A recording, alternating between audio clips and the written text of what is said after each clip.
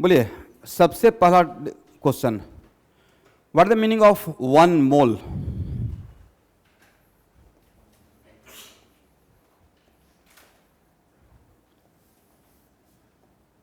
One mole का मतलब क्या होता है?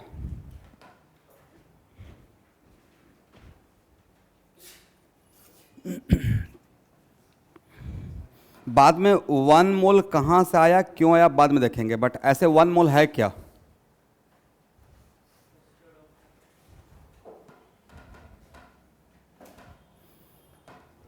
एक मिनट, आपसे पूछेंगे 100 क्या है? कोई पूछेगा 100 क्या है तो क्या बोलिएगा? तो सर 100 एक नंबर है।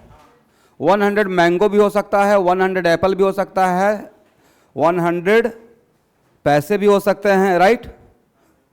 तो इसका मतलब क्या, कोई पूछेगा 100 क्या है तो आपको जस्ट आंसर देना, it is just a number, it is just a. वैसे ही मैंने आपसे बोला 1 मोल क्या है, तो 1 mole is just a number. वो नंबर स्टैंडर्ड नंबर है, कहां से आया बाद में देखेंगे, बट एक्चुअली कुछ कोई पूछेगा 1 मोल क्या, तो 1 मोल इज कलेक्शन ऑफ, मैं बाद में लिखाऊंगा, यहां देखिएगा,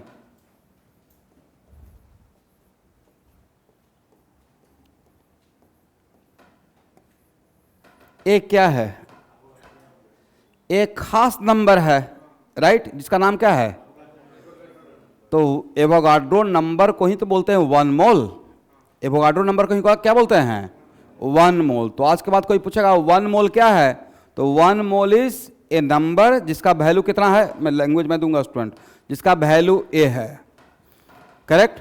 तो 1 मोल क्या हो सकता है, तो 1 मोल कलेक्शन ऑफ पार्टिकल हो सकता है, 1 मोल इलेक्ट्रॉन भी हो सकता है, 1 मोल प्रोटॉन भी हो सकता है, 1 मोल एटम भी हो सकता है, 1 मोल मॉलिक्यूल भी हो सकता है, करेक्ट है? इसमें बहुत कॉम्प्लिकेटेड करने का रिक्वायरमेंट नहीं है।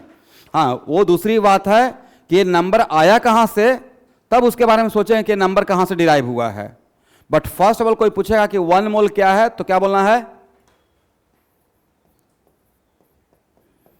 इट इज लिखना स्टार्ट करना है, कलेक्शन ऑफ 6.023 इंटू 10⁻23 पार्टिकल्स।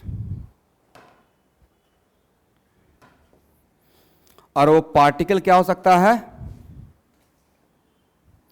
वो पार्टिकल कुछ भी हो सकता है स्टूडेंट। 1 मोल इलेक्ट्रॉन भी हो सकता है, प्रोटॉन भी हो सकता है,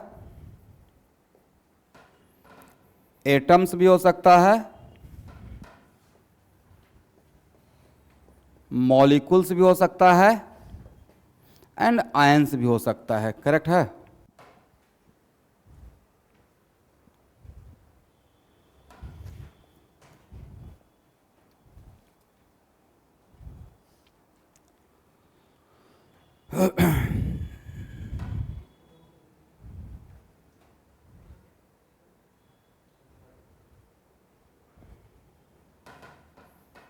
इसको है, तो इतना बात समझ में आ गया कि 1 मोल क्या है। तो एक्चुअली बहुत बड़ा नंबर को प्रेजेंट करने के लिए शॉर्टकट में हम लोग क्या बोलते हैं, अब सपोज कीजिए कि 100 रुपीज़ है, उसी को पैसे में भी बोल सकते हैं 100 इंटू 100 कर। तो 100 इंटू 100 करेंगे तो क्या बोलेंगे? 10,000 पैसे। अब उसी को अगर थोड़ा कॉम्पैक्ट करना है तो 100 रुपीज़ को लाख में भी कन्वर्ट कर सकते हैं डिवाइड करके, राइट? तो बहुत बड़ा जब पार्टिकल, बहुत ज़्यादा पार्टिकल हो तो उसको कॉम्पैक्ट वे में बोलने के लिए हम लोग एक बड़ा टर्म यूज करते हैं, that is called what? 1 mole.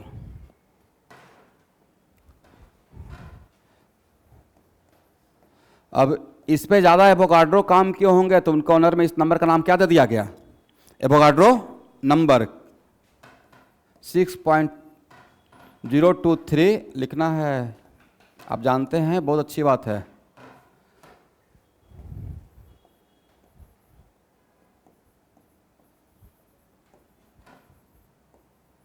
Avogadro number.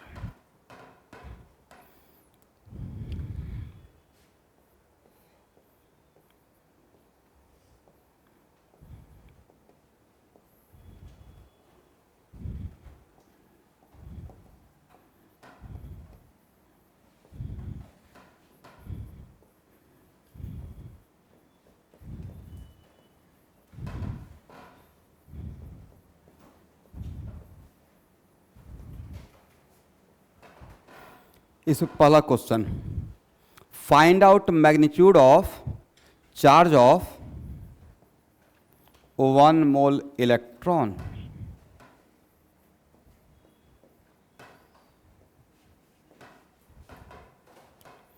Find out magnitude of charge of how much 1 mole electron. कितना होगा student?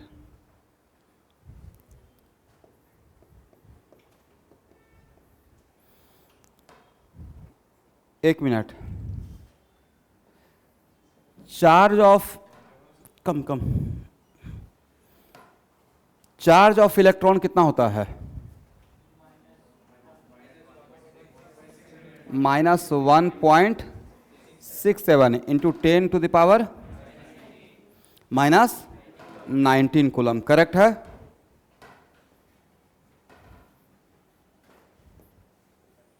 Then magnitude of charge कितना होगा?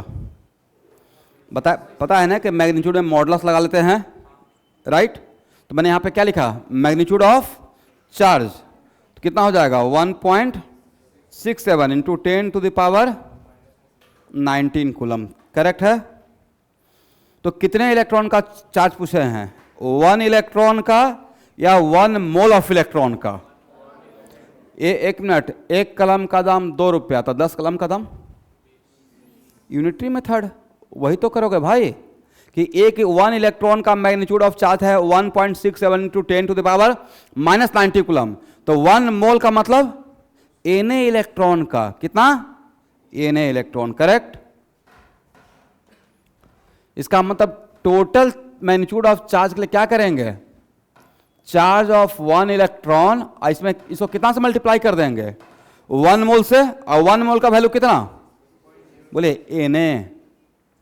तो कितना हो जाएगा? Na। करेक्ट?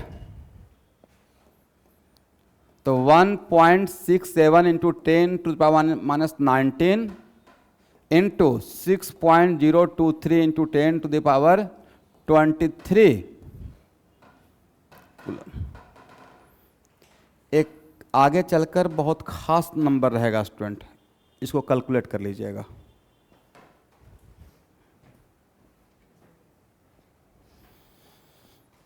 कैलकुलेशन तो कर सकते हैं, तो कैलकुलेशन करेंगे तो कितना हो जाएगा? 96500 कूलम। ठीक है?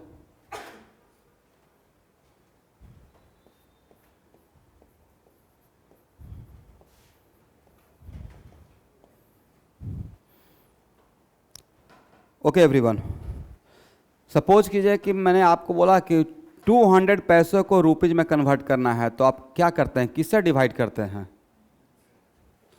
मेरे पास अगर 200 पैसे हैं, उसको रुपया में कन्वर्ट करना है, तो कैसे, किससे डिवाइड कीजिएगा? 100 से डिवाइड करेंगे। क्यों 100 से डिवाइड किया? आपके माइंड में एक्चुअली यूनिटरी मेथड चला है कि 100 पैसा इक्वल टू 1 रुपया। बोलिए यस। तो 1 पैसा के लिए 1/100 रुपया, देन 200 पैसा के लिए 1/100 इंटू 200। तो ये जो काम कर रहे हैं सिंस और देयरफॉर का, that is called what? Unitary method. इस मेथड को क्या बोलते हैं? Unitary method.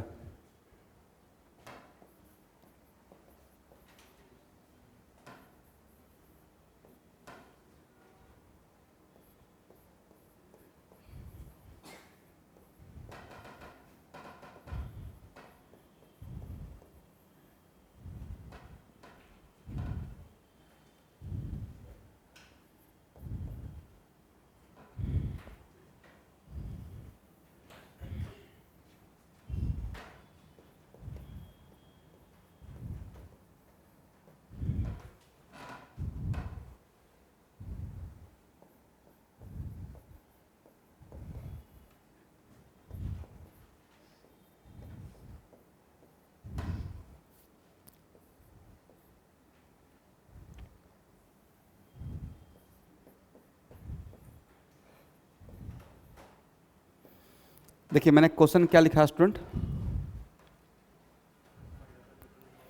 Find out total number of moles if number of particles, यहां देखिएगा student, if number of particles is how much?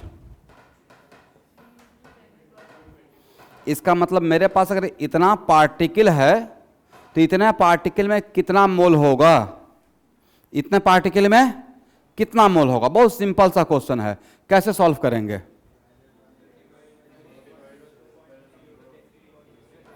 Question समझ में आ गया? देखो मैं तो ऐसे सॉल्व करूंगा, बहुत आसान भाषा में, एकदम जीरो लेवल से स्टार्ट किए हैं स्टूडेंट। यहाँ देखिए, हालांकि इस टॉपिक से थोड़ा डिबेट कर रहा हूँ। जैसे मैंने बोलकर थोड़ा सा बोला कि कॉन्सेंट्रेशन समझाओ भाई आप लोग, कि कॉन्सेंट्रेशन क्या होता है। थोड़ा बहुत तो पढ़ लिया, मोलरिटी आ गया होगा, मोल कॉन्सेप्ट खत्म हो गया, जिनका भी खत्म हो गया तो पक्का मोलरिटी आया होगा। और एनसीईआरटी मोलरिटी बस एक पेज में दिया हुआ है, 1 से 2 पेज में, 1 से 2 पेज में, वहाँ से तो बिल्कुल भी क्वेश्चन नहीं लगेगा उतना से। और एनसीईआरटी में बॉक्स बना के एक एक क्वेश्चन रहता है, देखते हैं ग्रीन कलर का या रेड कलर का बॉक्स रहता है, 4-5 क्वेश्चन रहता है, तो बहुत दूर दूर तक उसका रिलेशन नहीं रहेगा, बस वो क्वेश्चन है, ठीक है। अच्छा ये बताइए कि आपने घर में शरबत बनाया, करेक्ट है? कोई आपके यहाँ गेस्ट आते हैं, देखते हैं सर्व करने देने से पहले थोड़ा टेस्ट करते हैं किचन में, राइट? तो शरबत बनाए, once be made the solution, मैंने सॉल्यूशन बना लिया, करेक्ट है? और उसका 1 ड्रॉप का स्वीटनेस, करेक्ट है? अब पूरा ग्लास पी जाएंगे तो उसका स्वीटनेस अलग रहेगा या सेम रहेगा? स्वीटनेस समझते हैं ना, राइट? इसका मतलब, या मान लेते हैं कि चिकन ही घर में बना, तो किसी को खाने से देने से पहले नमक टेस्ट करते हैं, तो नमक टेस्ट करने के लिए क्या पूरा चिकन खा जाते हैं? थोड़ा सा उसका रस का टेस्ट करेंगे, जो उसमें सॉल्टी नेचर रहेगा। अब पूरा चिकन का सॉल्टी कैरेक्टर डिफरेंट रहेगा, सेम रहेगा? सेम रहेगा। तो जो स्वीटनेस है या जो सॉल्टी कैरेक्टर है, that is called concentration. That is called what? इसका मतलब concentration of A given solution does not depend on quantity. Concentration of A given solution, मतलब सॉल्यूशन बना चुके हैं तो उसका कॉन्सेंट्रेशन क्वांटिटी पे डिपेंड नहीं करता है। और भी बढ़िया एग्जाम्पल, खुदा ना खासा टचवुड ऐसा ना हो, हम लोग 2-3 जगह जाने से प्रे करते हैं, हालांकि प्रोफेशन बहुत अच्छा है, लेकिन भगवान से प्रे करते हैं कभी नहीं जाना पड़े। पहला डॉक्टर के यहाँ नहीं जाना पड़े, प्रोफेशन बहुत अच्छा है लेकिन चाहते हैं क्या दिल से, या वकील के यहाँ नहीं जाना पड़े, अच्छा प्रोफेशन है, लेकिन हम लोग कोशिश तो यही करते हैं कि कभी दर्शन नहीं देना पड़े। तो मान लेते हैं कि, हाँ मतलब एक ही बात है, तो सपोज कीजिए कि अगर हम लोग ब्लड टेस्ट कराने जाते हैं, तो ब्लड टेस्ट करने के लिए क्या पूरा ब्लड निकाल के देते हैं? नहीं देते हो भाई, क्या करते हैं? एक सैंपल, बट उनको चाहिए पूरा, एक हेल्दी मैन का जो 6 लीटर होता है ब्लड, उसमें चाहिए। तो सर उन लोग को मैथ आता है, वो 50 ml निकालेंगे, करेक्ट है? और ऐसे न्यूट्री मेथड करेंगे, 50 ml में इतना ग्राम हेमोग्लोबिन, तो 1 ml में इतना ग्राम, तो 6000 ml में कितना gram, that is called what? Unity method. इसका मतलब है कि जो हम लोग 50 ml में जो कॉन्सेंट्रेशन है वो क्वांटिटी पे डिपेंड नहीं करता है। तो सबसे पहले तो बच्चों को मैं पूछता हूं कि भाई मोलरिटी, नॉर्मलिटी सब कुछ पढ़ लिए, all are the part of concentration, और पूछते हैं कॉन्सेंट्रेशन क्या है, वही मुझे नहीं समझा पाते हैं। इसका मतलब जो शरबत का स्वीटनेस था 1 ड्रॉप में या पूरा ग्लास में, राइट, वही क्या है? कॉन्सेंट्रेशन। तो सर 1 ड्रॉप पिएंगे या पूरा ग्लास? आज का क्लास, जस्ट पहला क्लास बहुत इंपॉर्टेंट होता है। तो 1 ग्लास पिए या 1 ड्रॉप, फर्क क्या पड़ेगा? फर्क पड़ेगा क्वांटिटी ऑफ शुगर का। 1 ड्रॉप लीजिएगा तो कम शुगर खाइएगा, पूरा ग्लास पीजिएगा तो ज़्यादा शुगर। बट ऐसा थोड़े होगा कि स्वीटनेस को जोड़ते चलेंगे। स्वीटनेस एडिटिव है क्या? नहीं है। तो जो स्वीटनेस था that is called what? Concentration था, ठीक है? अब उसका डिफरेंट पार्ट है। एनीवे, तो हम लोग का क्वेश्चन क्या था? हम लोग क्वेश्चन था, yes, find total number of moles if number of particles. A particle कुछ भी हो सकता है भाई, आगे चलकर ए पार्टिकल इलेक्ट्रॉन भी हो सकता है, प्रोटॉन भी हो सकता है, एटम भी हो सकता है, मॉलिक्यूल्स भी हो सकता है, आयंस भी हो सकता है, कुछ भी हो सकता है पार्टिकल, करेक्ट है?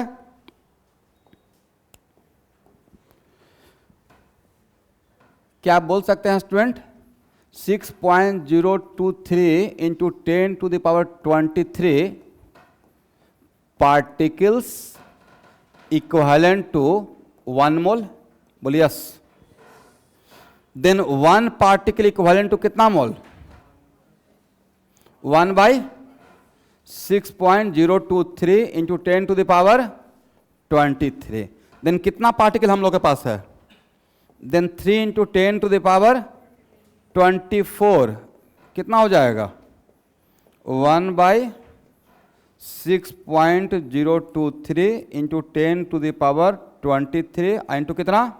3 इंटू 10 टू द पावर 24. ये जो हम लोग निकाल रहे हैं वो क्या है? ये जो हम लोग निकाले हैं that is called what? Total number of moles.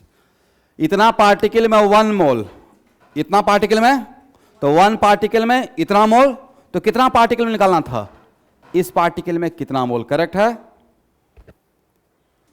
सही है? कोई किसी को डाउट है तो पूछ लो भाई. आंसर तो निकालेंगे, मतलब ये समझ में आ गया? ठीक है, चलो भाई. ये ऊपर क्या है स्टूडेंट? बोले टोटल नंबर ऑफ पार्टिकल्स. ऊपर में क्या है और नीचे क्या है? बोले एवोगाड्रो नंबर. नीचे क्या है? Avogadro number. करेक्ट है?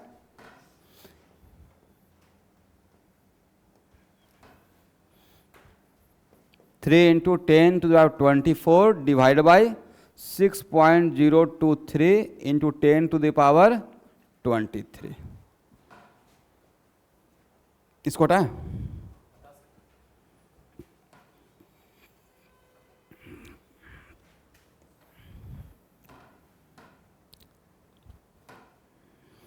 तो मेरे तरफ से इसका मतलब number of particle equal to 3 into 10 to the power 24 divide by 6.023 into 10 to the power 23.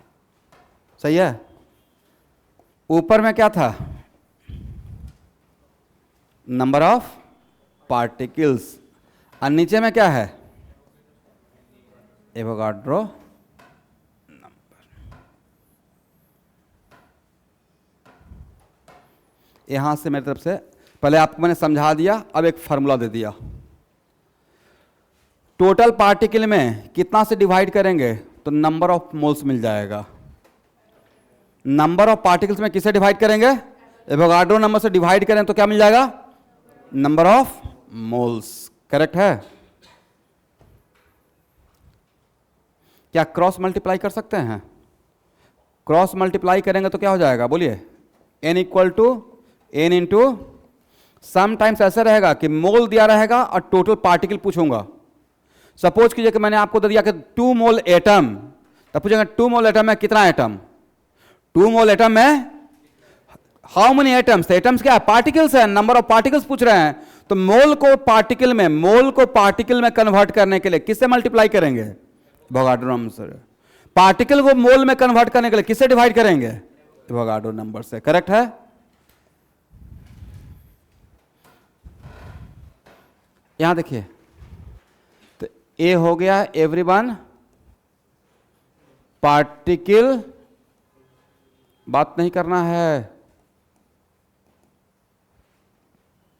ये मैंने कौन सा कन्वर्सन किया? पार्टिकल मोल कन्वर्सन. पार्टिकल मोल कन्वर्सन है. करेक्ट है? इसका मतलब अगर मेरे पास पार्टिकल है और इसको मोल में कन्वर्ट करना है, यहां से यहां, किससे डिवाइड करेंगे? Na से डिवाइड करेंगे. करेक्ट है? और मोल है और पार्टिकल में आना है. किस में आना है? पार्टिकल में. तो किससे मल्टीप्लाई करेंगे?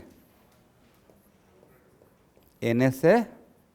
जो मैंने यहां लिखा उसी को कन्वर्सन दिखा दिया. तो this is called what? Mole particle conversion. Particles को मोल में डिवाइड कर देना है. किससे? Na से. अब मोल को पार्टिकल में कन्वर्ट करने के लिए क्या करना है, मल्टीप्लाई कर देना है NS से।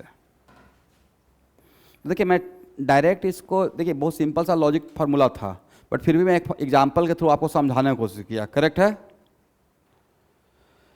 इतना समझ में आ गया? हो जाएगा? इसको हटाएं।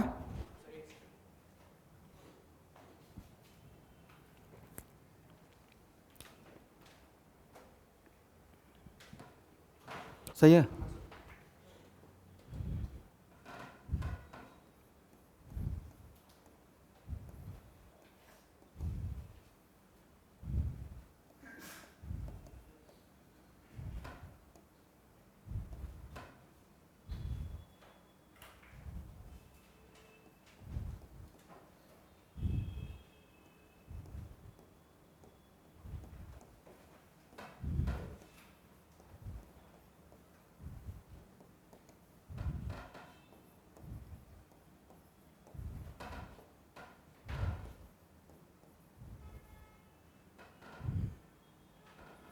चलिए यहां देखना है,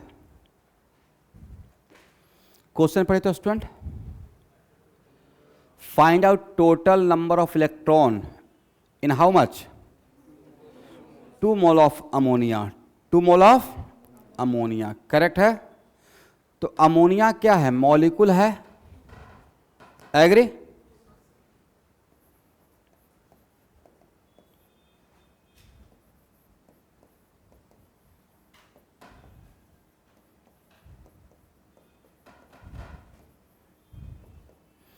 number of molecules of NH3 equal to क्या होगा,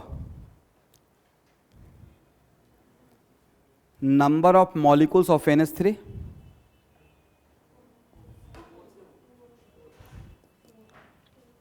एक मिनट,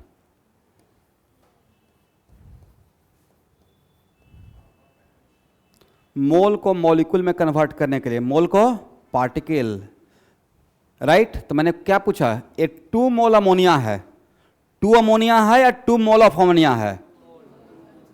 पहला ही क्लास है स्टूडेंट, यहां से ध्यान देना। तो 2 मोल अमोनिया का मतलब, तो इसको मोल को पार्टिकल, तो अगर मैं मॉलिक्यूल बोल रहा हूं तो मॉलिक्यूल क्या हो गया, पार्टिकल। तो मोल को पार्टिकल में कन्वर्ट करने के लिए किससे मल्टीप्लाई करते हैं, एवोगाड्रो नंबर से। तो मैंने बोला number of molecules of NH3, तो मोल को किससे मल्टीप्लाई कर देंगे, NH से। करेक्ट है? ये हो गया mole particle conversion. Then how many molecules of ammonia, बोलिए 2Na। How many molecules of ammonia equal to what, 2Na। यहां तक समझ में आ गया? करेक्ट है ना? अब बोलिए, number of electron in 1 molecule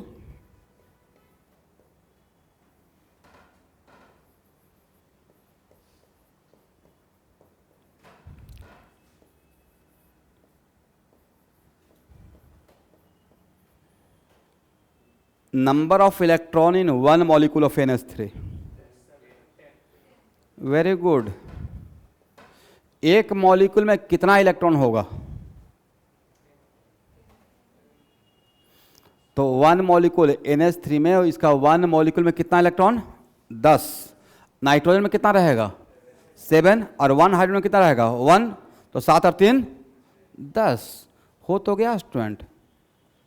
एक मॉलिक्यूल में 10 इलेक्ट्रॉन, तो इतना मॉलिक्यूल में कितना इलेक्ट्रॉन, 1 मॉलिक्यूल में 10 इलेक्ट्रॉन। कोई बोलेगा एक कलम का दाम 10 रुपया है, तो 20 कलम का दाम तो क्या किया, मल्टीप्लाई कीजिएगा। तो 1 molecule of ammonia contain how many electron, 10 electron. Then this molecules of ammonia, तो मैंने पहले क्या दिया था, मोल। मोल को किसमें कन्वर्ट कर दिया, मॉलिक्यूल्स, और एक मॉलिक्यूल में टोटल इलेक्ट्रॉन निकाल लिए। तो एक मॉलिक्यूल में कितना, 10 इलेक्ट्रॉन रहेगा, तो इतना मॉलिक्यूल्स में कितना रहेगा, हो जाएगा। तो नंबर ऑफ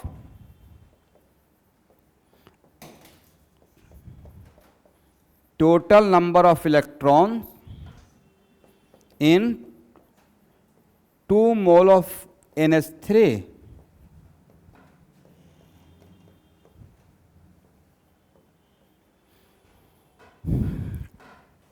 एकदम बिगिनर के लिए 10 into total number of molecules. अब तो समझ में आएगा। Total number of electron in 2 mole of NH3 equal to 10। एक मॉलिक्यूल में 10 इलेक्ट्रॉन इनटू किससे मल्टीप्लाई कर दिया? Total number of molecules. And how many total number of molecules? 2Na। तो कितना हो जाएगा? 10 इंटू 2Na कितना रहेगा स्टूडेंट? 20Na।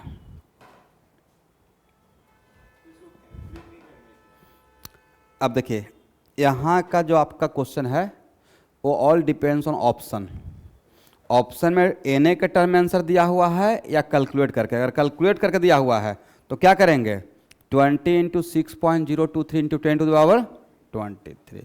अगर Na का टर्म में दिया हुआ है तो वेल एंड गुड, कैलकुलेशन से बच जाएंगे। बट आप स्कूल के एग्जाम में पक्का कैलकुलेट करके आइएगा। अगर स्कूल का एग्जाम है तो यहाँ पे नहीं छोड़ना है। फिर यहाँ पे क्या किसका वैल्यू पुट करना है? Na का value how much? 6.023 into 10 to power 23। ठीक है, इसको हटाएं।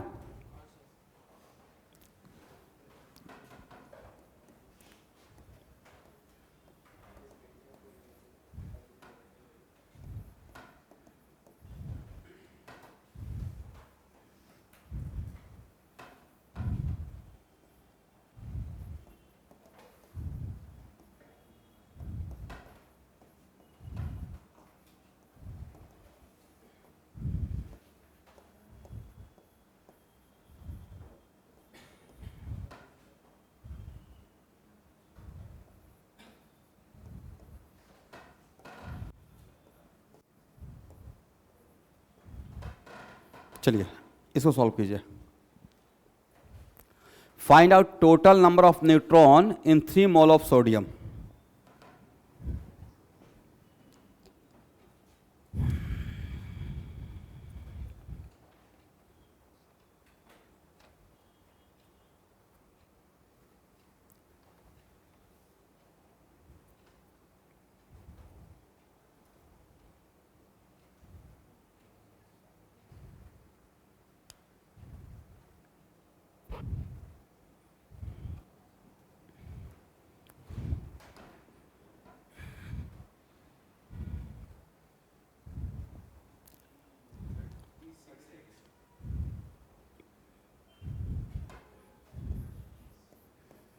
सबसे पहले आप क्या करेंगे? मैं तो एक काम करूंगा, total atoms of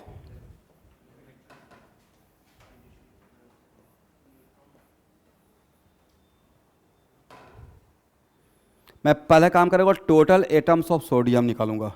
total atoms of sodium. Total atom of sodium कितना रहेगा? बोलिए 3 इंटू Na कर दें। करेक्ट है। इसका मतलब पहले क्या करेंगे? मोल को पार्टिकल में कन्वर्ट करेंगे। मोल को, तो मेरा यहां पे पार्टिकल क्या है? Atom, right. एक काम करने का पीछे का वजह, और सोडियम का एटॉमिक नंबर कितना है और मास नंबर कितना है? क्या number of neutron in 1 atom निकालेंगे? Number of neutron in 1 atom of sodium कितना हो जाएगा? How much? 12 हो जाएगा। करेक्ट है। तो ये 1 एटम में 12 न्यूट्रॉन है, तो आपको 1 एटम में कितना न्यूट्रॉन है पता चल गया, तो क्या टोटल एटम में कितना है वो निकाल लेंगे। अब इसमें सिंस एंड देयरफॉर करना पड़ेगा या डायरेक्ट आंसर ले आएंगे? इसका मतलब total number of neutron in 3 mole of sodium equal to 12 into total number of atoms of sodium. 12 into total number of atoms of sodium how much? 3 Na। कितना हो जाएगा? 36 Na हो जाएगा। करेक्ट है। अब आप एग्जाम में एक स्टेप और बढ़ लीजिएगा, एन का वैल्यू पुट कर देंगे तो एन का कितना वैल्यू रहेगा 36 इंटू 6.023 इंटू 10⁻23। ठीक है, तो कैलकुलेशन कर लीजिएगा। हो गया,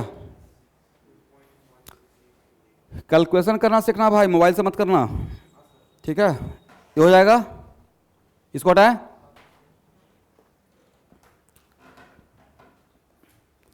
तो यहां देखिए 1 मोल का ही नाम क्या है एवोगाड्रो नंबर। बट नेक्स्ट, ये बहुत खास नंबर है स्टूडेंट।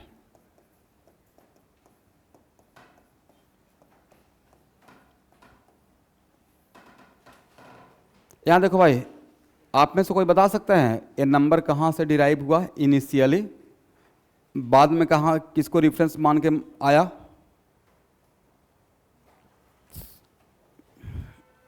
यहां देखिएगा,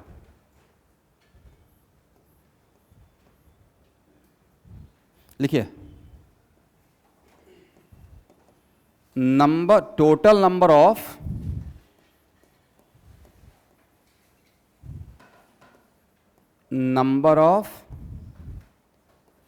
atoms of hydrogen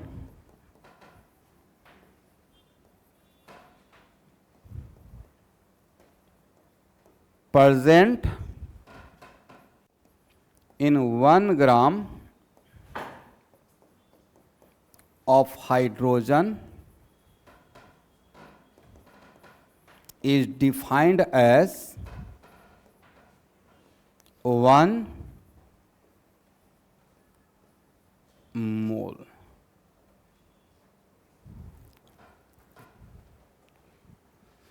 Total number of atoms of hydrogen present in 1 gram of hydrogen is defined as 1 mole. ये ओल्ड सबसे पहला कन्वेंशन यही था, आज के डेट में चेंज हो गया है। आज के डेट में कन्वेंशन हो गया, रेफरेंस माना गया है कार्बन 12 को। किसको माना गया है?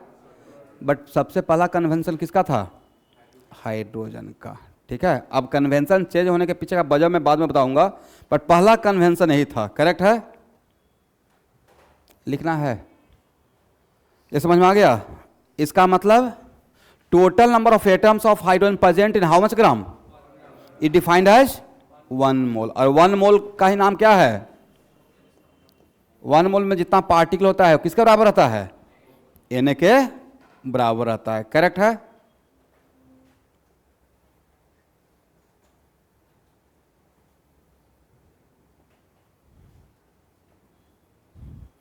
सही है।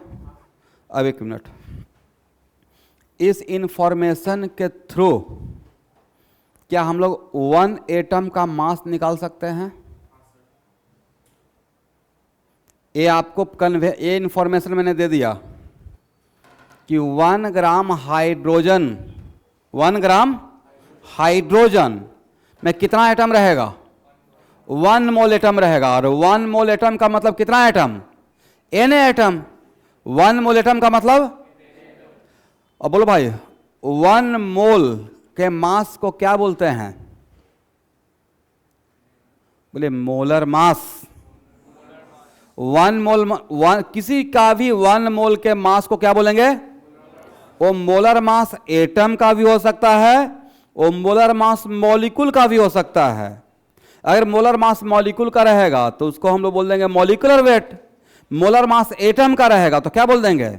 Atomic weight. इसका मतलब मोलर मास का मतलब क्या? 1 मोल पार्टिकल का मास। 1 मोल, इतना सिंपल तो है, खुद ही बोल रहे हैं ना मोलर मास। क्या बोल रहे हैं? मतलब 1 मोल का मास। और 1 मोल क्या है? वो पार्टिकल हो सकता है। अगर एटम है तो बोलेंगे molar mass of atom. Molecule है तो क्या बोलेंगे? Molar mass of molecule. Ion रहेगा तो क्या बोलेंगे? Molar mass of ion. समझ में आ गया? Okay.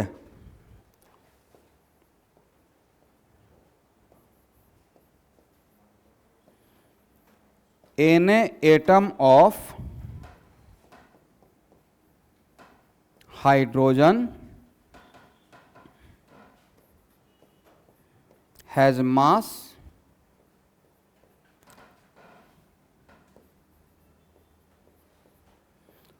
One gram.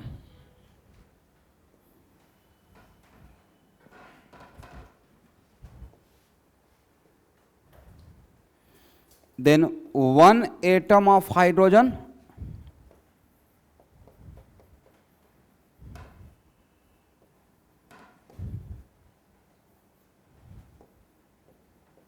has mass कितना? एन एटम का मास कितना ग्राम? इस इंफॉर्मेशन के अकॉर्डिंग 1 ग्राम। ये मैंने इंफॉर्मेशन दिया कि ये इंफॉर्मेशन एवोगाड्रो का था कि इसका 1 ग्राम हाइड्रोजन में जितना एटम रहेगा उसी को क्या बोला गया था? Avogadro number. ये बहुत स्टैंडर्ड नंबर था, राइट? ये किसी के रेफरेंस से डिराइव का काउंट किया गया है। ये ऐसा नहीं कि रात में सोए सपना आया कि एक नंबर लिख दीजिए, ऐसा नहीं था। ये प्रॉपर एक्सपेरिमेंटल है। तो 1 atom of hydrogen has mass equal to कितना? बोलिए 1/Na। क्या आम लिखे, इमली लिखे या ग्राम लिखे? क्या लिखे हैं? ग्राम। बोला एक किसका मास है? बोलना है 1 एटम ऑफ, और 1 एटम के मास को क्या बोलेंगे? Atomic mass. 1 एटम के मास को क्या बोलेंगे? एटॉमिक मास बोलेंगे। करेक्ट है। Mass of 1 atom is called what? ये मैं लिखवाऊंगा स्टूडेंट, अभी लिखने का रिक्वायरमेंट नहीं है। करेक्ट है। इसको हटाएं। ओके।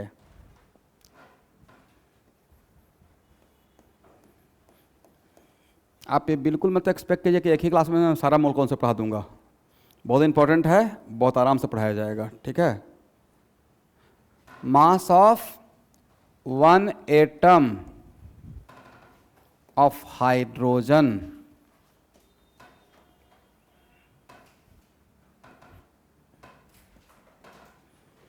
करेक्ट कितना स्टूडेंट? 1/Na ग्राम। करेक्ट है, सही है। 1 को Na से डिवाइड कीजिए, हाउ मच? 1.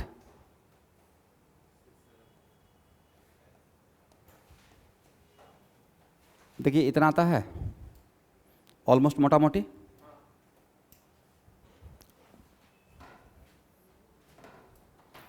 सही तो है। 1 मिनट। बोलो भाई, मास नंबर एक हम लोग डिफाइन किए थे, मास नंबर। ध्यान सुनिएगा, मास नंबर का नाम मास नंबर क्यों था?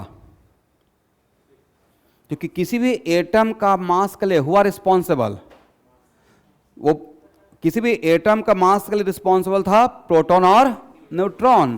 तो नंबर ऑफ प्रोटॉन और नंबर ऑफ न्यूट्रॉन को नाम क्या दिया गया? Mass number. हुआ responsible for mass of atom? Protons and neutrons. Correct है। हम लोग जिक्र किसका कर रहे हैं?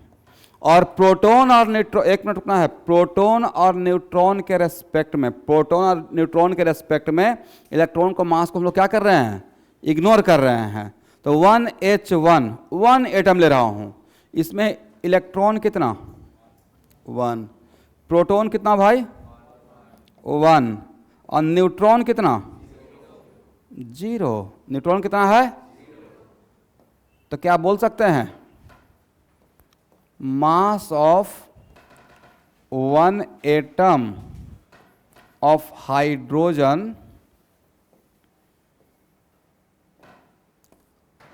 And who are responsible for mass of atom? Hydrogen में प्रोटॉन। तो भाई जो जिसके लिए रिस्पॉन्सिबल है उसी का बात करेंगे। इसका मतलब मास ऑफ 1 एटम ऑफ हाइड्रोजन के लिए बोल सकते हैं mass of proton, mass of, और मास ऑफ प्रोटॉन कितना होता है? यही तो है। क्या है? 1.67 इंटू 10 टू द पावर। ये तो लॉजिकल बात है ना भाई। हुआ रिस्पॉन्सिबल फॉर मास, हाइड्रोजन में हुआ रिस्पॉन्सिबल फॉर मास प्रोटॉन। तो भाई इस 1 हाइड्रोजन एटम में एक ही प्रोटॉन है, तो प्रोटॉन का मास और पूरे एटम का मास डिफरेंट रहेगा या मोटा मोटी सेम रहेगा? सेम रहेगा। तो एक्चुअली मैंने क्या लिखा? Mass of 1 atom of hydrogen equal to what? अगर इसमें और भी कुछ रहता तो क्या लिखते?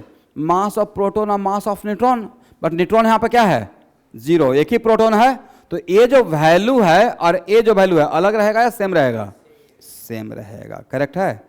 आगे चलकर इसी को बोल दूंगा 1 AMU। क्या बोल देंगे? 1 AMU। इतना बात समझ में आ गया? चलिए इसको हटाया जाए, चलिए इसको हटाए।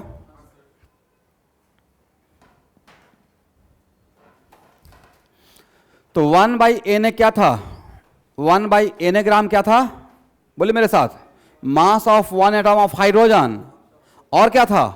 मास ऑफ 1 प्रोटॉन, मास ऑफ, उसी को स्टैंडर्डाइज करके बोला गया है 1 AMU। उसी को क्या बोला गया है? एटॉमिक मास यूनिट, करेक्ट है। किसी पार्टिकल का मास अगर बहुत छोटा है तो उसको स्टैंडर्डाइज करके एक छोटा सा यूनिट डेवलप किया गया, दैट इज कॉल्ड व्हाट?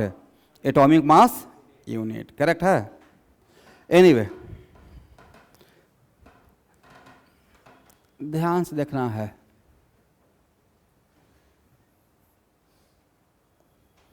मान लेते हैं कोई एक एलिमेंट है स्टूडेंट, ठीक है, जिसका एटॉमिक नंबर Z और मास नंबर A है। नंबर ऑफ प्रोटॉन कितना?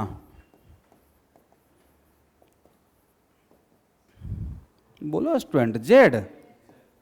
नंबर ऑफ प्रोटॉन कितना? Z। नंबर ऑफ न्यूट्रॉन कितना? Neutron equal to A minus Z, correct है। Mass of 1 atom of element X, mass of 1 atom of element X। बोले who are responsible for mass? Who are responsible for mass? तो क्या बोल सकते हैं? Number of proton कितना है? बोलिए Z। Z इंटू इसके 1 एटम में कितना प्रोटॉन, और पूरे 1 एटम के मास के लिए रिस्पॉन्सिबल कौन रहता है? Proton and neutron. तो क्या सारे प्रोटॉन और सारे न्यूट्रॉन के मास को जोड़ दें तो क्या हो जाएगा? मास ऑफ 1 एटम। लॉजिकल बात हुआ, जो मास के लिए रिस्पॉन्सिबल उसको हम लोग एड ऑन करेंगे। तो Z into mass of proton, और न्यूट्रॉन कितना है? A minus Z। तो A minus Z into mass of neutron. सही है? यहां तक लिखिए, सब कुछ लिखना है।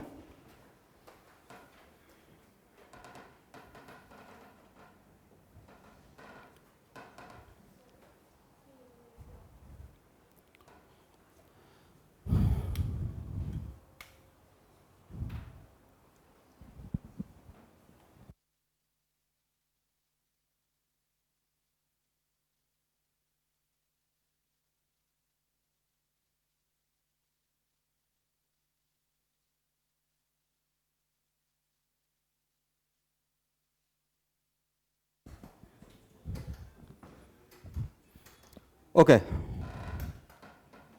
यहां देखना है प्लीज स्टूडेंट। यहां देखो भाई, इतना क्यों क्या है? मुझे नहीं पता चलता है कि ठंडा या गर्म है। चलो यहां पे कॉन्सेंट्रेट कीजिए।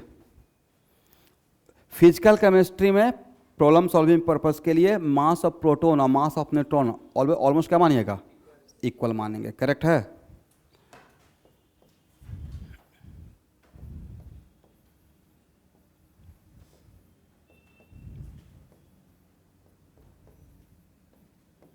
क्या इसके बदले हम लोग ए पुट कर दें? ये लिखिए, क्या कॉमन ले सकते हैं? मास ऑफ प्रोटॉन कॉमन ले, एमपी कॉमन ले लेंगे।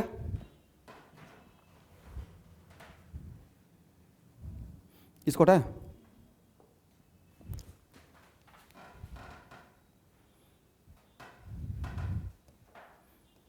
Then mass of 1 atom of X equal to mass of proton. अगर कॉमन ले लिए तो क्या हो जाएगा? Z plus A minus Z। Z और Z आपस में क्या हो गया? कैंसिल।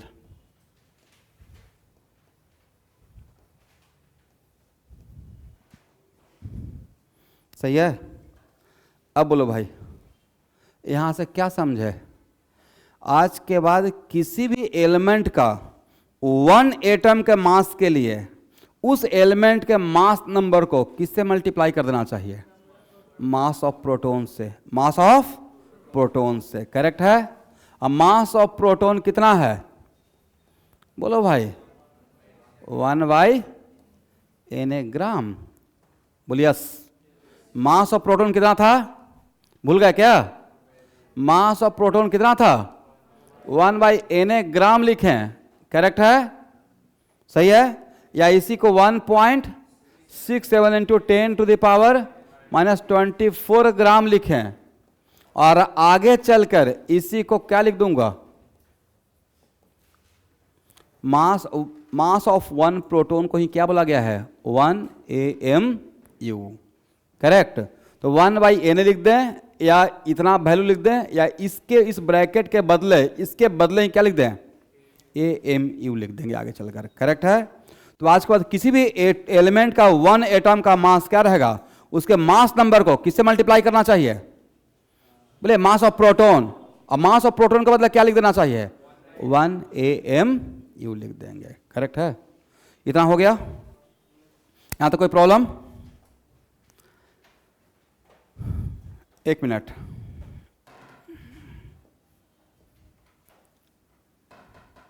अब सिर्फ इतना लिख के रेडी रहिए, आगे बताएंगे, ठीक है। हो गया। अब यहां देखो भाई,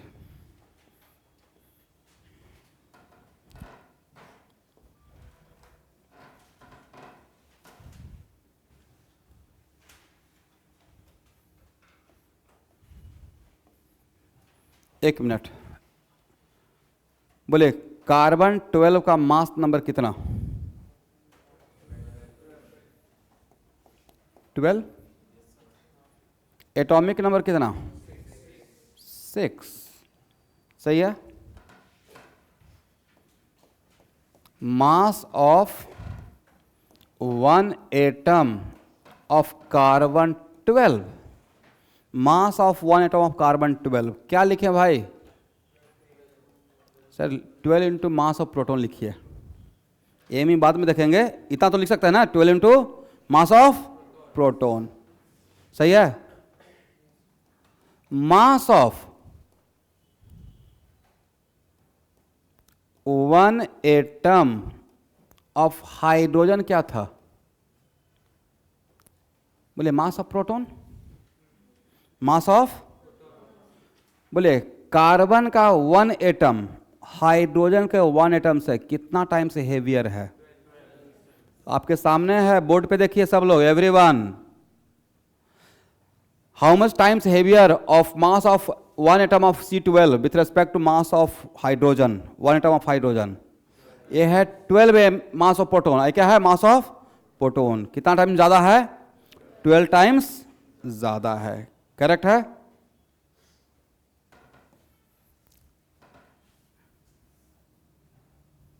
यहां तक लिखिए, ऑब्जर्व कीजिए। मास ऑफ 1 एटम ऑफ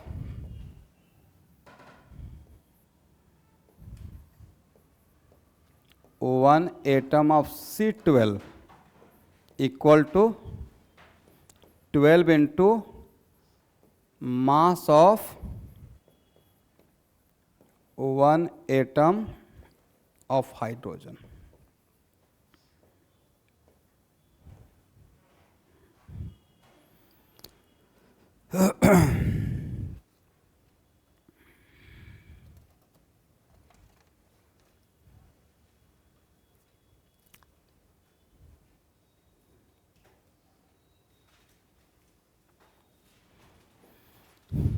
चलिए इसको हटाएं।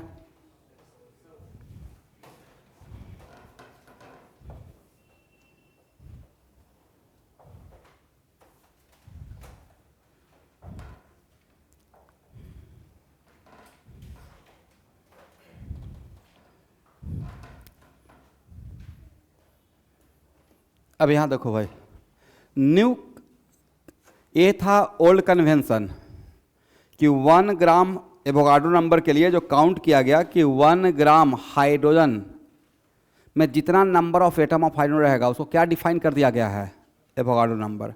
आज का कन्वेंशन क्या है, आज का कन्वेंशन में रेफरेंस माना गया है C12 को, राइट। तो आज के कन्वेंशन के अकॉर्डिंग पूछेगा कि डिफाइन एवोगाड्रो नंबर को डिफाइन कीजिए, वैल्यू तो पता है ही है, तो क्या बोलना है 12 gram of C12, 12 gram of में जितना number of atom of carbon रहेगा उसी को क्या बोला गया है, एवोगाड्रो नंबर। लिखिए information, number of atoms of C12 present in 12 gram of C12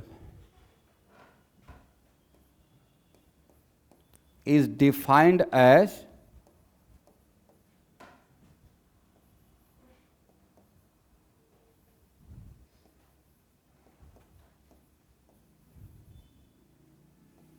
Avogadro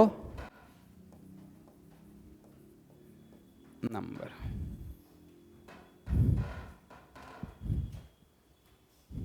ठीक है,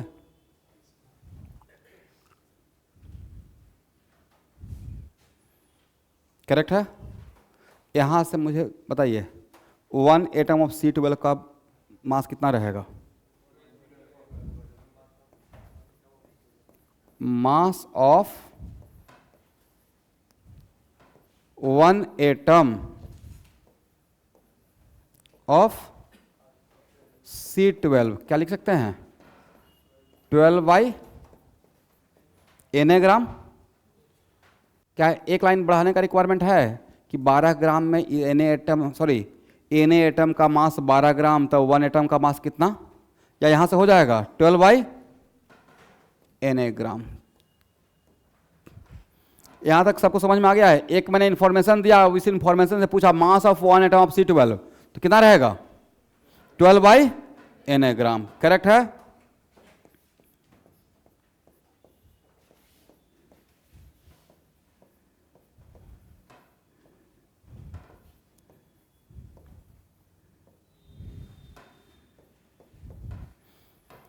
one by 12 into mass of 1 atom of C12 कितना, ऐसे ही पूछ रहे हैं भाई। 1/12 into what, mass of 1 atom of C12। इसका वैल्यू तो आपके सामने है ना, क्या हो जाएगा 1/12 into 12/Na equal to cut to कितना 1/Na gram equal to what, mass of hydrogen atom. Mass of hydrogen atom बोले या मास ऑफ प्रोटॉन बोले, अलग बात है, सेम बात।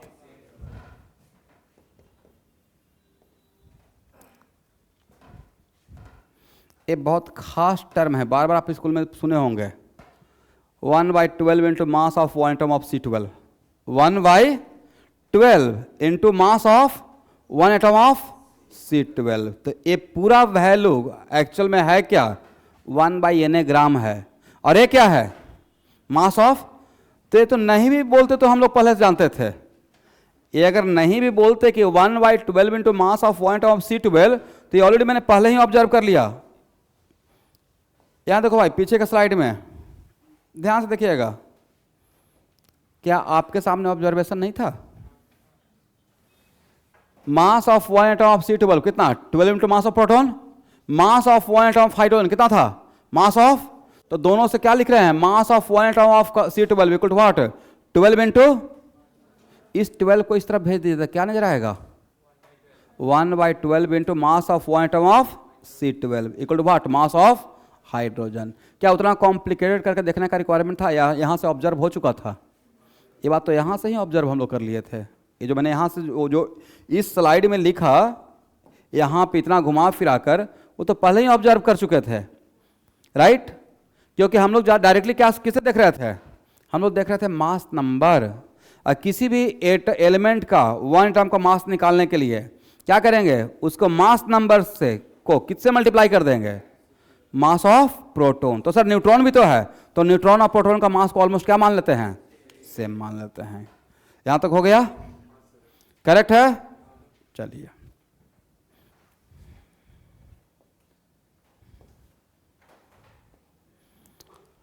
ओके,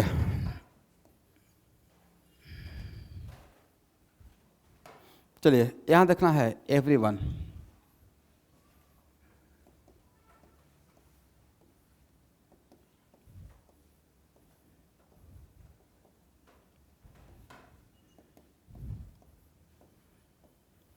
देखिए सबसे ज़्यादा कन्फ्यूजन मुझे अपने टाइम पे मोल कॉन्सेप्ट में इस बात का ही हुआ था। ध्यान से देखना भाई,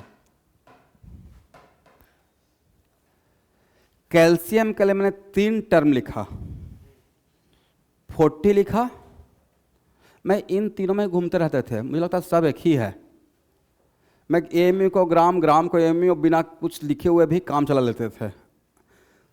तो जो लोग जिनका पहला क्लास हुआ है मोल कॉन्सेप्ट में या पूरा खत्म हो गया, मुझे डिफरेंस बताएं कि what are difference between 40, calcium के लिए 40 लिख दिए विदाउट यूनिट, 40 एएमयू लिख दिए, अब 40 ग्राम लिख दिए। What the basic difference between this 3?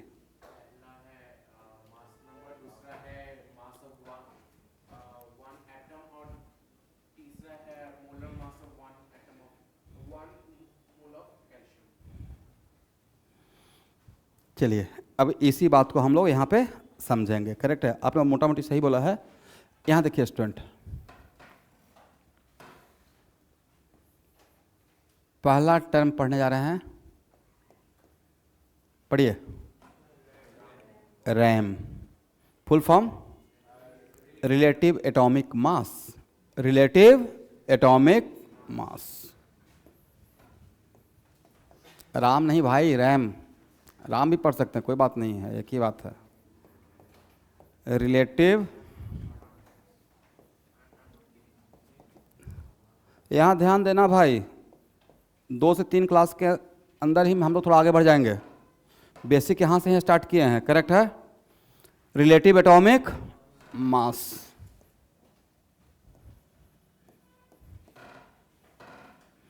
एक मिनट रुकिएगा। रिलेटिव का मतलब क्या, किसी के रेस्पेक्ट में कंपैरिजन। बोलिए, रिलेटिव का मतलब किसी के रेस्पेक्ट में। तो इनिशियली किसी भी इनिशियल डेज में किसी भी एलिमेंट का 1 एटम में कौन सा कितना भारी है, कितना हेवियर है या कितना लाइटर है, उसको कंपेयर करने के लिए रिफरेंस तैयार किया गया था, मास ऑफ 1 एटम ऑफ हाइड्रोजन। किसी एक के लिए हम लोग रेफरेंस रेडी किए थे। तो इनिशियल में इन द वेरी बिगिनिंग किसको रेडी किया गया था, यहां देखते रहना भाई, किसको रेडी किया गया था, हाइड्रोजन को। करेक्ट है। बाद में without changing the main sense reference replace कर दिया गया। अगर मैं बोल रहा हूं कि without changing the main sense, reference सिर्फ नाम अलग हो गया, वैल्यू न्यूमेरिकल वैल्यू पे कोई फर्क नहीं आया है। तो इनिशियल डेज में था रिलेटिव एटॉमिक मास। तो यहां पे मैंने अभी जस्ट बोला ना कि कैल्शियम के लिए एक टर्म है 40, इसमें कोई यूनिट है, तो it is just a comparison, it is just a. तो इनिशियली किसके रेस्पेक्ट में कंपेयर किया गया था, हाइड्रोजन। तो इनिशियल डेज में इसको ऐसे पढ़ते थे कि mass of 1 atom of calcium is 40 times heavier with respect to mass of 1 atom of hydrogen. अब हम लोग का रेफरेंस रिप्लेस कर दिया गया, उसके बाद रेफरेंस ऑक्सीजन भी आया था, अब रेफरेंस कार्बन है, लेकिन कार्बन रेफरेंस सिर्फ नाम चेंज हुआ, वैल्यू पे कोई फर्क नहीं है। ऐसे तो relative atomic mass equal to mass of 1 atom of any element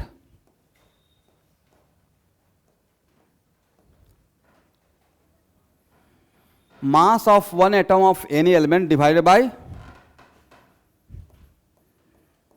mass of 1 atom of hydrogen.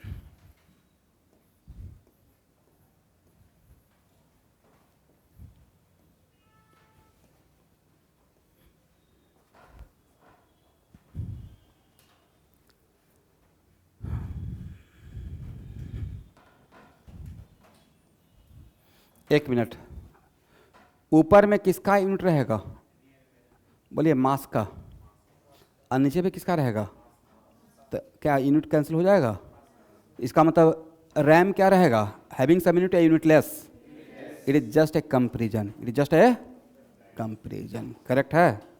इसका मतलब आज के बाद किसी एलिमेंट का 1 एटम के लिए अगर सिर्फ उसका एटॉमिक वेट लिखा गया विदाउट यूनिट, जैसे कैल्शियम का मैंने 40 लिख दिया और उसमें यूनिट नहीं दिया, मतलब उस टाइम पे कैल्शियम का क्या बताया हुआ है? रिलेटिव एटॉमिक मास बताया हुआ है। और कोई भी रिलेटिव बताएंगे तो किसी के रेस्पेक्ट में बताएंगे। करेक्ट है।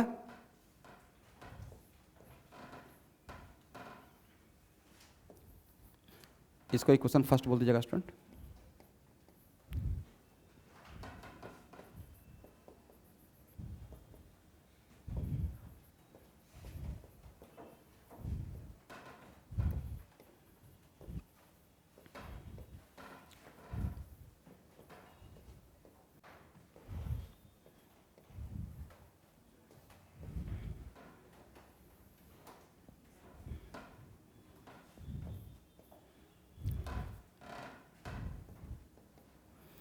यहां देखिए,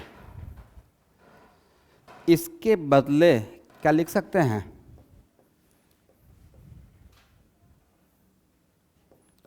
1/12 into mass of 1 atom of carbon 12। बोले करेक्ट है, सही है। ए वैल्यू और ए वैल्यू अलग वैल्यू है या सेम वैल्यू है? वैल्यू सेम है, नाम चेंज हो गया। तो मैंने क्या बोला कि नाम चेंज हो गया, रिफरेंस का नाम अलग हो गया without changing the main sense. Main sense क्या था? इसका वैल्यू। मेन सेंस क्या था? इसका वैल्यू कितना? बोलिए 1/N। या इसका वैल्यू कितना? मास ऑफ 1 प्रोटॉन। इसका वैल्यू कितना? मास ऑफ 1 प्रोटॉन। तो वैल्यू तो सेम है, बस रेफरेंस का नाम चेंज हो गया। इसका मतलब है कि ये देखिए, कोई भी इनिशियल में ऐसा, तभी तो बोलते हैं ओल्ड इज गोल्ड, राइट? बोलते हैं ना। देखते हैं अभी परेशान रहते हैं, बहुत परेशानी में हैं, तो हम लोग ओल्ड सॉन्ग सुनना स्टार्ट करते हैं, शांति वाला थोड़ा सा मधुर सॉन्ग, राइट? तो वैसे ही है कि कभी कभी रेफरेंस चेंज हो जाता है बट उसका मेन सेंस चेंज नहीं होता है। तो नाम चेंज हो गया, हाइड्रोजन के बदले कार्बन 12 आ गया, बट अभी भी इसका मेन वैल्यू कितना था? मास ऑफ 1 प्रोटॉन। इसका क्या है? बोलिए, ये वैल्यू भी क्या है? अब थोड़ा बोलने में कष्ट ये होगा कि यहां इसको हटाएं। अब सपोज कीजिए कि मैंने कैल्शियम के लिए ऐसे लिख दिया स्टूडेंट, 3 वैल्यू लिखा हुआ है, ठीक है? अगर 40 लिख दिया तो इसको 2 तरीके से पढ़ सकते हैं। विदाउट यूनिट अगर लिखा रहेगा तो ऐसे पढ़ेंगे, mass of 1 atom of calcium is 40 times heavier with respect to mass of 1 atom of hydrogen. लेकिन अब ऐसे पढ़ना पड़ेगा, mass of 1 atom of calcium is 40 times heavier with respect to 1/12 into mass of 1 atom of carbon 12। क्या मैंने सही बोला? बात वही बोल रहे हैं, दिमाग में मास ऑफ 1 प्रोटॉन ही चल रहा है, सब बोलने में कठिनाई हो रहा है, राइट? अब अगर कोई पूछेगा रिलेटिव एटॉमिक मास को डिफाइन करें, कैल्शियम का 40 है, कैसे पढ़ोगे भाई? 90% जनता को तो पढ़ने ठीक से नहीं आता है, और पढ़ते भी हैं तो वो पढ़ लेते हैं, समझते नहीं कि कर क्या रहे हैं, बोल क्या रहे हैं। तो इसका मतलब हो गया कि mass of 1 atom of calcium is 40 times heavier with respect to 1/12 into mass of 1 atom of. तो बोल रहा हूं इतना कुछ मिलाकर, बट दिमाग में क्या चल रहा है? डिनोमिनेटर में क्या चल रहा है दिमाग में? मास ऑफ 1 प्रोटॉन। क्या चल रहा है? Mass of. इतना आसान था, करेक्ट है? ये समझ में आ गया? हाँ, ये मेन बात है कि सर इतना चीज़ों का लेंदी क्यों किया गया। एक्चुअल में अब इसका थोड़ा देर के बाद में इस थ्योरी पे आता, ठीक है। चलो भाई, लेकिन आपको डिसअपॉइंटेड नहीं करेंगे। मास नंबर ऑलवेज इंटीग्रल होता है। मास नंबर फ्रैक्शन होगा? मास नंबर फ्रैक्शन नहीं होगा। क्यों? Sir number of proton plus number of neutron, ऐसा तो बोलेंगे नहीं 1.2 प्रोटॉन। जब भी रहेगा तो इंटीग्रल वैल्यू रहेगा। According to that concept, mass of one atom always mass number into mass of proton होना चाहिए। बोलिए यस। हाँ ना, तो कुछ बोलो भाई। इसका मतलब मास ऑफ प्रोटॉन, इसका मतलब किसी भी एलिमेंट का वन एटम का मास ऑफ प्रोटॉन के आगे जो वैल्यू रहेगा वो should be integral value, should be. अब क्लोरीन के लिए ऐसा लिखा रहेगा 35.5। क्या लिखा रहेगा? देखिएगा डेटा में क्लोरीन का 35.5 लिखा रहता है। 35.5 इंटू मास ऑफ प्रोटॉन। इसका वन एटम का मास लिखा रहेगा 35.5 इंटू मास ऑफ, तो क्या इसका मास नंबर 35.5 है? नहीं है। तो क्यों हो गया ऐसा भाई?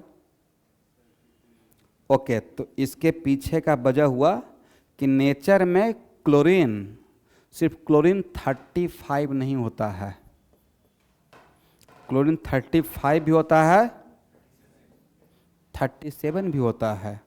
तो हम लोग क्या करते हैं कि जो मेरे पास सैंपल मिला, उस सैंपल में इसका परसेंटेज मिलाकर, क्योंकि मुझे तो उस सैंपल का बताना है, लैब में काम करना है, सैंपल को लेकर काम करना है, राइट।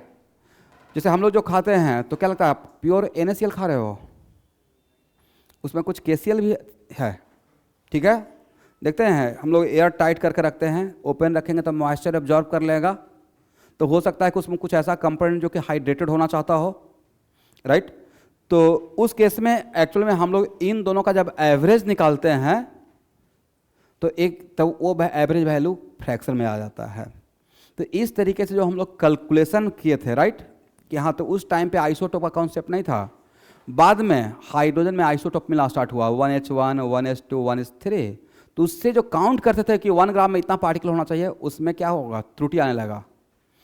तो हम लोग ऐसा खोज कर रहे थे जिसमें सबसे कम आइसोटोप मिलता हो। तो बाद में हालांकि कार्बन 12 भी रेफरेंस है, बट उसमें भी एक आइसोटोप है C14, बट सबसे कम उसका परसेंटेज है। तो बाद में रेफरेंस किसको बना दिया गया? तो due to presence of isotopes हम लोग रिप्लेस करते चले गए, ठीक है। अब बाद में रिप्लेस हो गया, पढ़ लेंगे। अभी हम लोग को इसमें ज़्यादा इंटरेस्ट है कि अभी के टाइम पे लेकिन रिप्लेस किए हैं, लेकिन मेन सेंस को चेंज नहीं किए हैं, करेक्ट है। अब उसमें आइसोटोप मिलता होगा स्टूडेंट, ठीक है। इसमें इतना ही ध्यान देंगे। ये हो गया। चलिए 1 मिनट।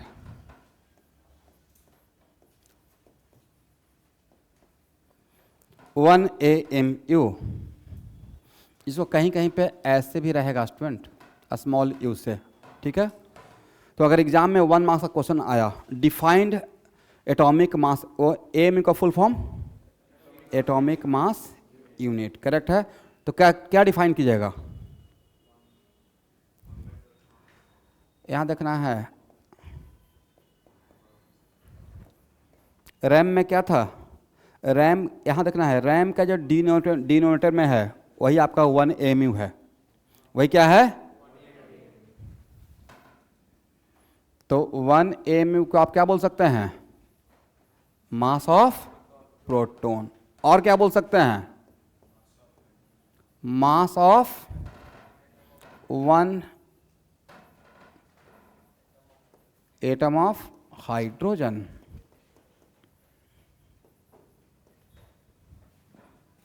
और क्या बोल सकते हैं?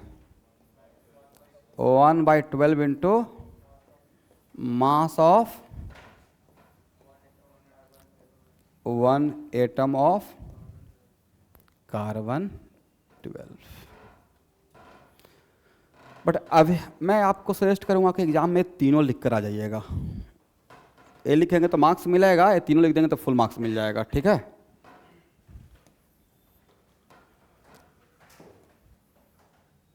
सही है। चलिए यहां देखिएगा फिर से एक बार स्टूडेंट, ए क्या था? मास of one atom of an element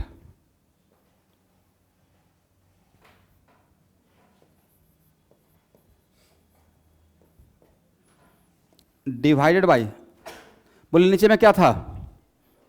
1/12 into mass of one atom of C12, 1/12 into mass of one atom of, क्या उसके बदले लिख दे 1 AMU? उसके बदले इस वैल्यू पुट कर लें 1 AMU।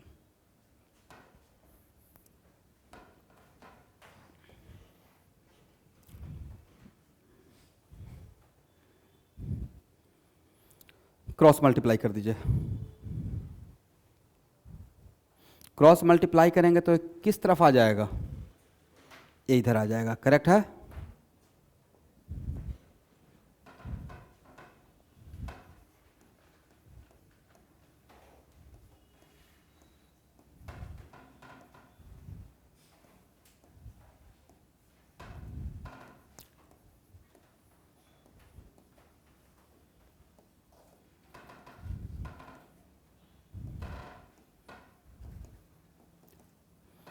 बोलिए रिलेटिव एटॉमिक मास को मैं क्या लगा देंगे, कितना से मल्टीप्लाई कर देंगे? 1 AMU। तो 1 तो एब्जॉर्ब हो गया, इसका मतलब कहने का सेंस है शॉर्टकट में रैम में क्या ऐड कर देंगे? AMU। तो क्या बन जाएगा? बोले atomic mass, mass of one atom is called what? ये बन जाएगा एटॉमिक मास। वन एटम का मास को क्या बोलेंगे? Atomic mass.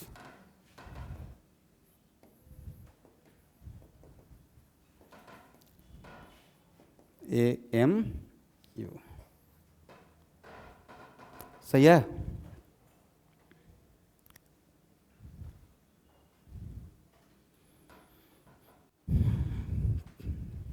चलिए यहां तक समझ में आ गया, करेक्ट है। यहां तक समझ में आया स्टूडेंट? बहुत आसान है, कुछ तो पढ़ाया ही नहीं हूं, बस RAM को डिफाइन किया हूं, राइट।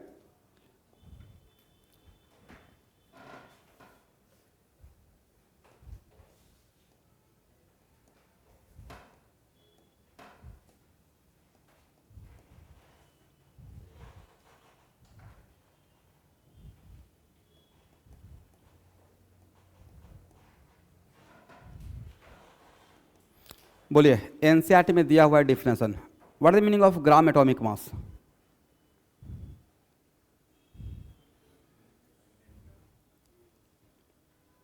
ग्राम एटॉमिक मास का क्या डिफिनेशन है? ग्राम एटॉमिक मास कुछ पढ़ाया गया है? तो ये तो एनसीईआरटी में ही है। आप में से कोई एनीवन? मैं तो पढ़ाऊंगा ही। देखिए पहले एनसीईआरटी के डिफिनेशन को बोल देता हूँ। वहाँ पे लिखा हुआ है when relative atomic mass expressed in gram. बोलिए मेरे साथ, इज कॉल्ड, मतलब वो ये बोलना चाह रहे हैं कि रैम में क्या लगा देंगे? ग्राम। तो क्या बन जाएगा? Gram atomic mass. देखो देखिए बातों को कितना छिपा के बोलते हैं। बच्चा तो यही रटे रहेगा कि रिलेटिव एटॉमिक मास में ग्राम लगा देंगे तो क्या पढ़ेंगे? वो एक्चुअली ग्राम लगाने के बाद क्या बन गया वो नहीं बोल रहे हैं, राइट। लिखिए पहले एनसीईआरटी का डिफिनेशन लिखते हैं, बाद में मैं अपना लिखता हूं। When relative atomic mass expressed in gram,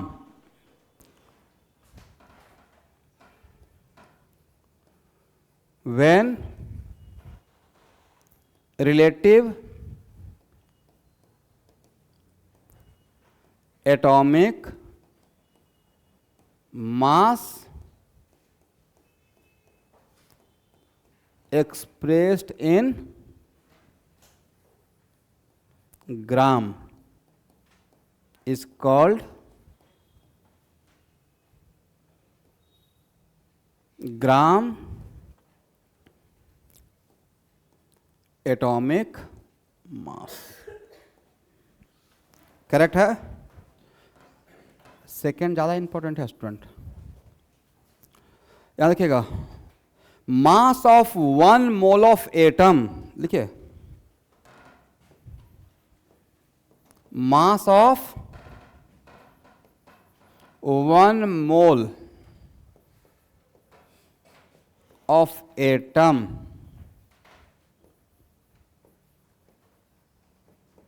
is called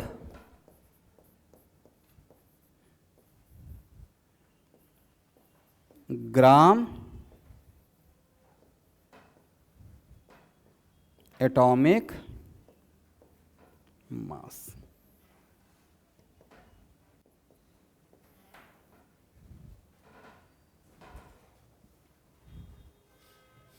mass of 1 mole of atom is called what? Gram atomic mass.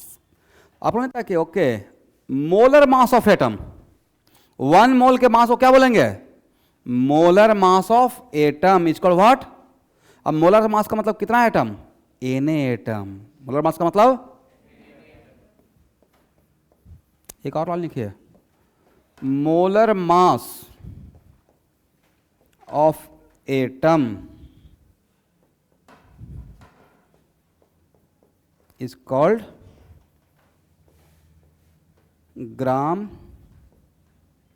atomic mass।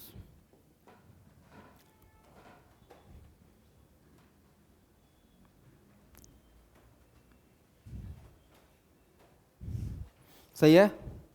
अब मोलर मास का मतलब कितना एटम का मास? ये ब्रैकेट में लिख लीजिएगा, Na एटम का मास, राइट? मोलर 1 मोल का मास बोले, 1 मोल का मास बोले, 1 मोल एटम का मास बोले, या Na एटम का मास बोले, अलग सेंस है, सेम सेंस है। 1 मोल एटम, 1 मोल एटम का ही नाम है Na एटम। 1 मोल एटम बोले या Na एटम बोले, अलग सेंस चलेगा या सेम सेंस चलेगा? सेम सेंस चलेगा, राइट? क्लास भी है कहीं पे? 1 मिनट टाइम लूंगा। यहां देखिए, बोलिए, 1 एटम का मास कितना? मास of 1 atom how much? Into AMU। बोलिए यस। 1 एटम का मास क्या रहता है? रिलेटिव एटॉमिक मास में कितना से मल्टीप्लाई करते हैं?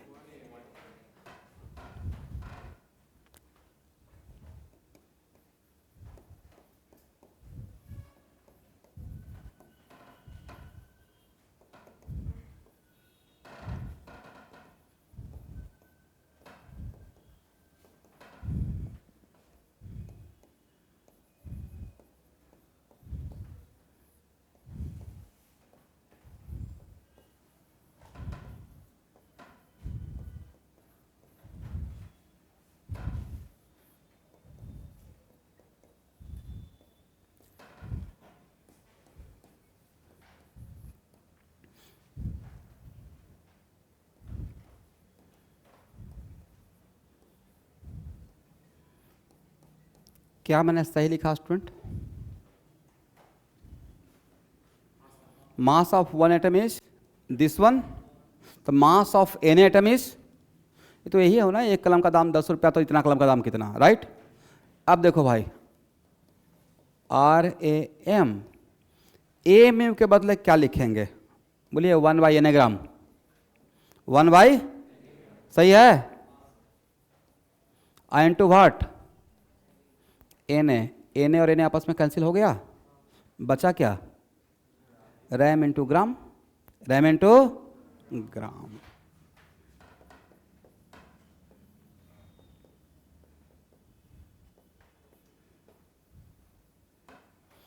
तो बोले ग्राम एटॉमिक मास का एनसीईआरटी में डिफरेंस दिया हुआ है, when relative atomic mass express in gram, वो एक्चुअली है क्या?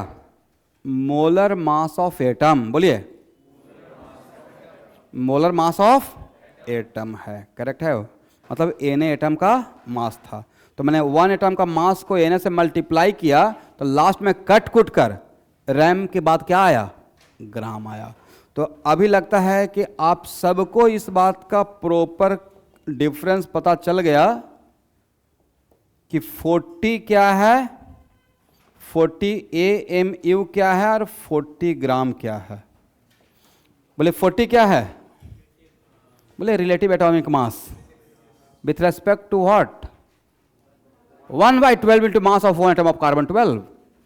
और 40 MU क्या है, mass of 1 atom of calcium. और 40 ग्राम क्या है, molar mass of calcium atom. बोलिए यस, इसी को आगे चल के एटॉमिक वेट बोल दूंगा। तो ये डिफरेंस समझ में आ गया स्टूडेंट।